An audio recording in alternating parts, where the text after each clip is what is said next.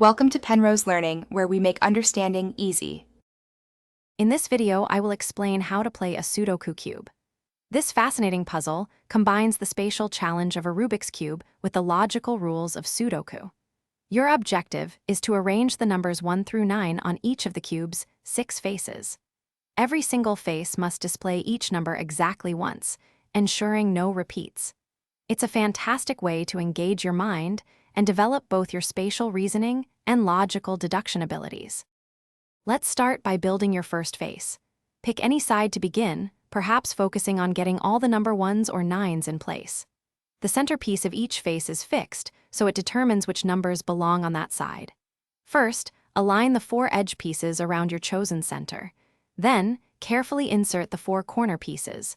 Once completed, this face should perfectly display numbers 1 through 9, each appearing just once. Now, let's tackle the middle layer. Turn your cube so the face you just solved is on the bottom. Look for edge pieces on the top layer that need to move into the middle row. These pieces will have 2 numbers that correspond to the adjacent center pieces.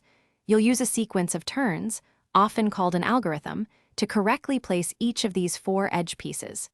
This step ensures the numbers on the sides align perfectly with their respective centers. Finally, we'll solve the last layer. First, focus on orienting the 4 edge pieces to form a cross pattern on the top face, even if their numbers aren't perfectly aligned yet. Next, you'll permute the 4 corner pieces, moving them to their correct spots. After that, orient these corner pieces so their numbers face upwards correctly. With a few final adjustments, all 6 faces will proudly display numbers 1 through 9, completing your Sudoku Cube puzzle.